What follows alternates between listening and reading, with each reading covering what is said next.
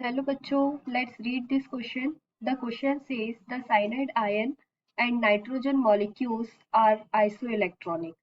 However, in contrast to cyanide, nitrogen is chemically inert due to. इस question में पूछा गया है कि जो साइनाइड और नाइट्रोजन मॉलिक्यूल्स है ये क्या है, आइसोइलेक्ट्रॉनिक मॉलिक्यूल्स है. In contrast to cyanide, nitrogen chemically inert है क्योंकि यहाँ हमारा मेन की कंसेप्ट क्या हो जाएगा इस क्वेश्चन में, inert molecules. So here we write the key concept of this question is inert molecules. Key concept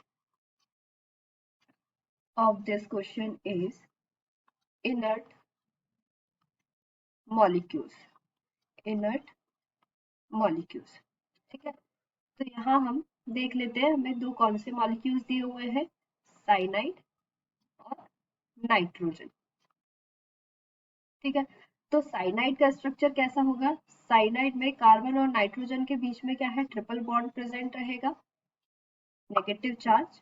और नाइट्रोजन के बीच में भी क्या रहेगा, ट्रिपल बॉन्ड प्रेजेंट रहेगा. ठीक है, तो यहाँ साइनाइड में हम देखेंगे जो कार्बन की इलेक्ट्रोनेगेटिविटी है वो क्या है, 2.5 है, और नाइट्रोजन की इलेक्ट्रोनेगेटिविटी देखें तो क्या है, 3.05 है. ठीक है, तो पोलैरिटी किस पे डिपेंड करती है, इलेक्ट्रोनेगेटिविटी डिफरेंस. ठीक है, तो पोलर मॉलिक्यूल्स क्या होते हैं, having difference in electronegativity, difference in electronegativity, negativity. ठीक है, तो यहाँ पे हाईली इलेक्ट्रोनेगेटिव क्या है, नाइट्रोजन है. ठीक है, तो इन दोनों में क्या है, इलेक्ट्रोनेगेटिविटी डिफरेंस है, दैट मीन्स इसको हम इजीली डिसोसिएट कर सकते हैं. ठीक है, तो this are polar compound, polar compound, so it can be easily dissociate, so it can be easily dissociate, dissociate. ठीक है, और जो नाइट्रोजन है इसमें ये क्या है, नाइट्रोजन नॉन पोलर कंपाउंड है, नॉन पोलर कंपाउंड है.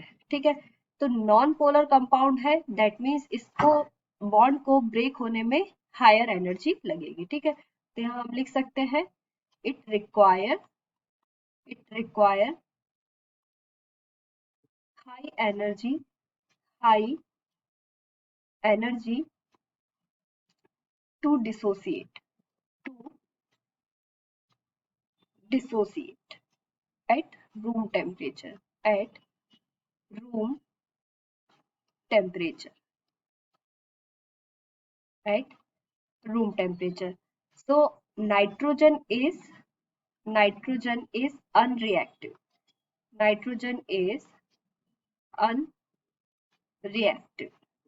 ठीक है, तो जब रूम टेम्परेचर पे ब्रेक करने के लिए उसको जब हाईएस्ट एनर्जी लगेगी, दैट मीन्स उसे ब्रेक करने के लिए क्या होगा, वो क्या होगा, अनरिएक्टिव होगा. वो मॉलिक्यूल्स जिसको रूम टेम्परेचर पे जिसके बॉन्ड को ब्रेक करने में ज्यादा एनर्जी लगेगी वो इजीली रिएक्ट नहीं करेगा. ठीक है, तो nitrogen is unreactive, so it called, it called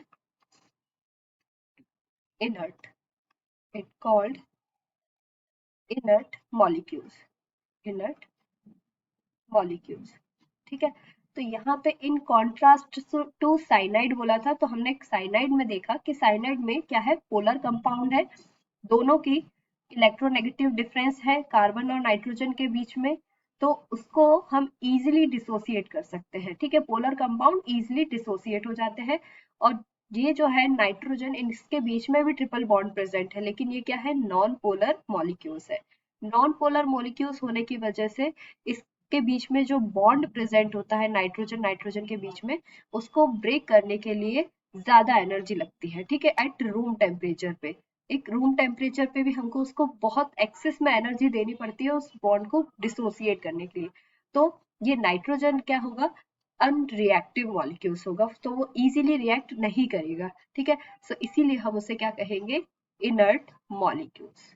okay, तो यहाँ पे हमारा करेक्ट ऑप्शन क्या हो जाएगा, option number C is correct. Correct, absence of bond polarity.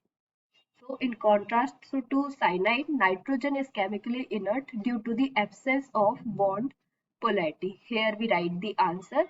Option number C is correct. Hope you understood it well. Best of luck.